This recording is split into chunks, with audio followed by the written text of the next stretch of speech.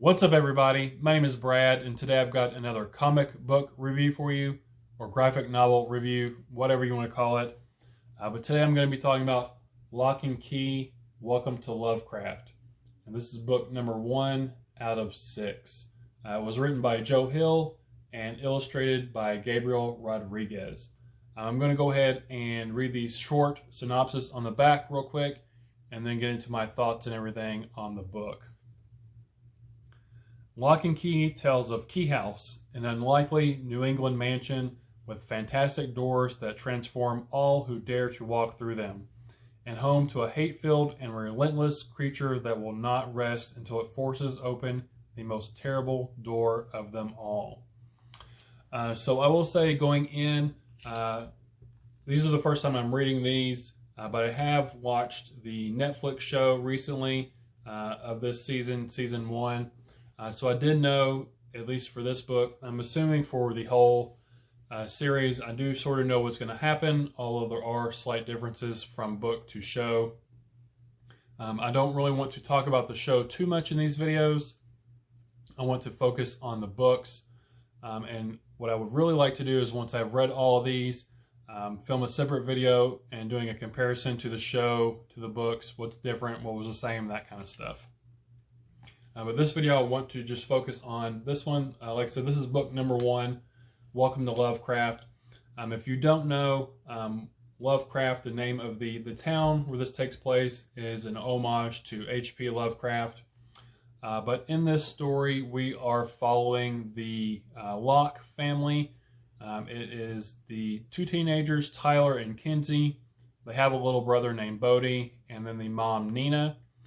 They live out on the West Coast in San Francisco, and right at the beginning of the book, a tragedy strikes, shatters their family, changes the dynamic completely, flips their lives upside down, and they travel from the West Coast, drive all the way to the East Coast to Lovecraft, Massachusetts, and come to live in Key House with their uncle.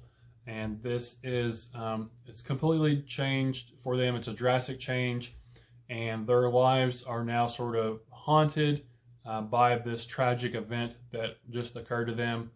They're all dealing with it in their own separate ways, and they are all, like I said, haunted by different things that they did or that occurred to them during this tragedy that happened.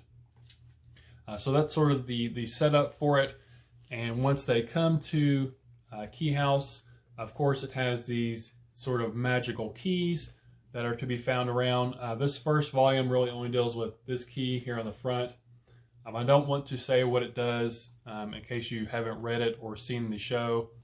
But I love the imagination of Joe Hill, the creativity. I've never really read anything quite like this before. It's very unique and stands on its own. And these keys, I really love the idea of these keys and them doing certain things, different things.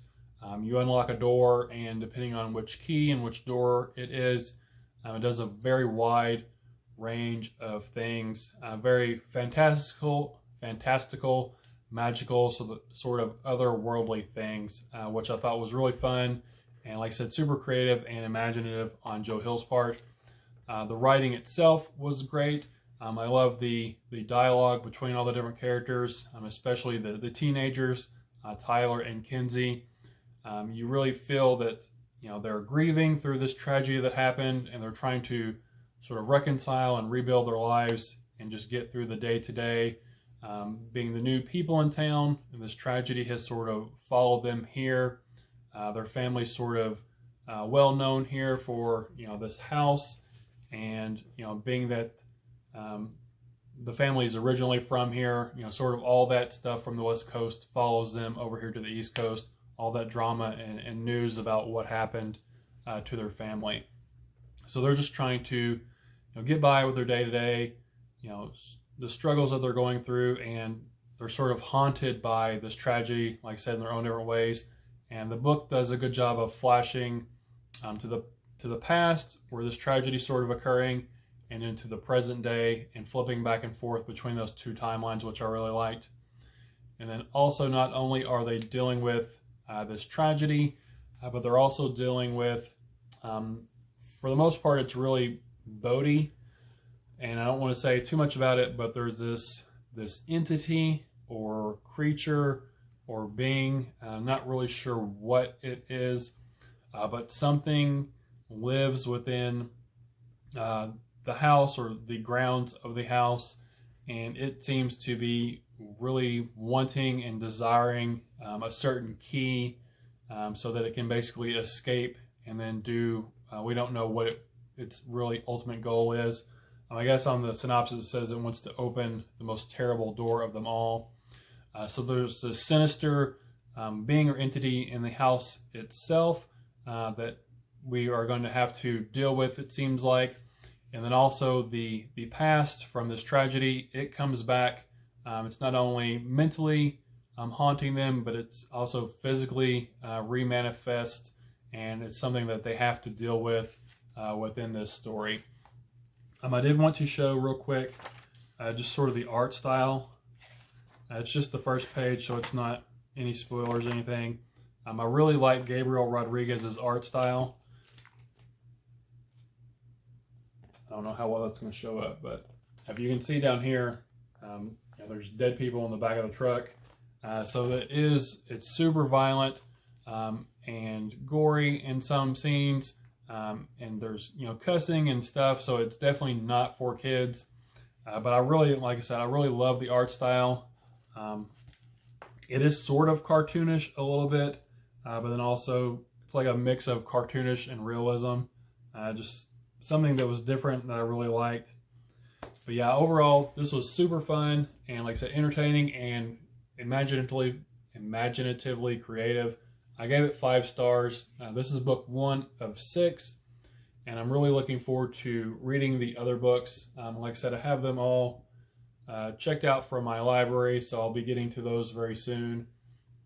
And I don't want to, like I said, compare it to the show yet. I'm going to do a separate video comparing it to the show once I'm all done. But yeah, this was a great read. Another great creation by Joe Hill. I really enjoyed all of his work so far, and this one is no different. But that's all I really want to say about it. I don't want to give too much of the actual plot away in case you haven't read these or seen the show. But I highly recommend it if you're into sort of, it's a bit horror and then sort of magical realism and fantasy and stuff, sort of all mixed into one. So if that sounds like something you are interested in, you should definitely check this out. I gave it 5 stars. It was a really fun, exciting read. But that's all I have for you guys today. So thanks for spending your time with me. Again, my name is Brad, and I'll talk to y'all later. Bye.